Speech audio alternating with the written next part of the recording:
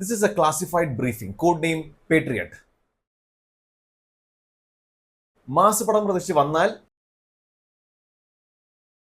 ഇതൊരു pure content driven espionage drama ഫിലിമാണ്.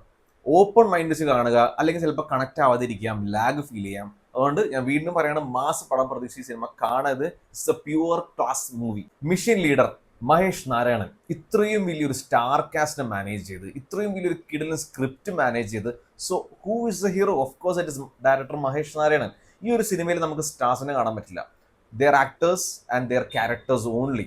അവരാണ് ഈ സിനിമയെ മുന്നോട്ട് കൊണ്ടുപോകുന്നത്. ആൻഡ് ഈ സിനിമ സ്വന്തം ഷോൾഡേഴ്സിൽ കൊണ്ടുപോയത് മമ്മൂട്ടിയാണ്. ആൻഡ് മോഹൻലാൽ ഇതിനൊരു 50-minute റോളാണ്. ആൻഡ് ഗ്രേറ്റ് ഇമ്പാക്റ്റ് ആണ് ആ ഒരു ചെറിയ മിനിറ്റിൽ കൊണ്ടുവന്നിരിക്കുന്നത്. ആൻഡ് ഇവരുടെ രണ്ടുപേരുടെയും കോംബോ സീക്വൻസസ് അടിപൊളിയായിരുന്നു. അതൊരു ട്രീറ്റ് തന്നെയായിരിക്കും. ബിക്കോസ് നമുക്ക് ഇനി എപ്പോഴാണ് ഇവരെ രണ്ടുപേരും സ്ക്രീനിൽ കാണാൻ പറ്റും നമുക്ക് അറിയാൻ പോലും പറ്റില്ല. അതേപോലെ Fahadh Faasil recent best performance ആയിട്ട് തന്നെയാണ് എനിക്ക് ഈ പടത്തിൽ ഫീൽ ചെയ്തത്. ഇതിനകത്ത് ഒരു യൂഷ്വൽ വില്ലൻ റോള് പോയിക്കൊണ്ടിരുന്ന ലാസ്റ്റ് ഒരു പീക്ക് ലെവൽ സംഭവം തരുന്നുണ്ട്. അപ്പൊ നമുക്ക് കിട്ടുന്ന ഒരു ഹൈ ഉണ്ടല്ലോ, ആ സമയത്ത് ഫഹദ് തകർത്തിട്ടുണ്ട്. പിന്നെ കുഞ്ചാക്കോ ബോബൻ, ദർശന, സെറീൻ, രേവതി എല്ലാവരും വളരെ നന്നായിരുന്നു. ആകെ നയൻതാരയുടെ ക്യാരക്ടർ മാത്രം തിരക്കേടില്ലാത്ത പോലെ ഒരു ഫീലാണ് വന്നത്. പിന്നെ ഇതിന്റെ വിഷ്വൽസ് നെക്സ്റ്റ് ലെവലായിരുന്നു. ഹാപ്പി ന്യൂ ഇയർ, ഡങ്കി, അതേപോലെ കുറെ ബോളിവുഡ് സിനിമയിലൊക്കെ വർക്ക് ചെയ്ത ഒരു സിനിമാറ്റോഗ്രാഫറാണ്. ഗംഭീരമായിട്ട് ചെയ്തിട്ടുണ്ട്. ഭയങ്കര ഡീറ്റെയിലിംഗ് ചെയ്യുന്ന ക്യാമറ വർക്ക്. കുറെ കാലമായിട്ട് നമ്മുടെ ഇൻഡസ്ട്രിയിൽ നമ്മൾ ആക്ടേഴ്സിനൊക്കെ എടുത്തുകൊണ്ടിരിക്കുന്ന ഒരു ക്യാമറ വർക്ക് പോലെയാണ് പേഴ്സണലി ഫീൽ ചെയ്തത്. അതേപോലെയാണ് മോഹൻലാലിലെ കുറെ ഷോട്ടൊക്കെ എടുത്ത് വെച്ചിരിക്കുന്നത്. പിന്നെ ഇതിന്റെ എഡിറ്റിംഗ്, ഇതിന്റെ കോസ്റ്റ്യൂംസ്, ഇതിന്റെ കളറിങ്, ഇതിന്റെ മേക്കപ്പ് എല്ലാം ഗംഭീരമായിരുന്നു. പിന്നെ ഇതിലെ എസ്പെഷ്യലി ഇതിന്റെ ആക്ഷൻ സെറ്റ് പീസസ്, സിനിമയുടെ ഫസ്റ്റ് ഹാഫിൽ ഫ്ലൈറ്റിനകത്തൊരു ആക്ഷൻ സീക്വൻസ് ഉണ്ട്, അത് സൂപ്പറായിരുന്നു.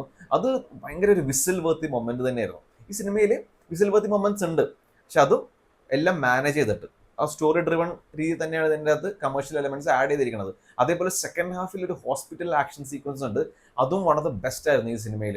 ഇതൊരു സ്പൈ മൂവി ആണെങ്കിൽ പോലും അതിനുള്ളിൽ കൂടെ അവർ നമ്മളെ ചിന്തിപ്പിക്കുന്നുണ്ട്.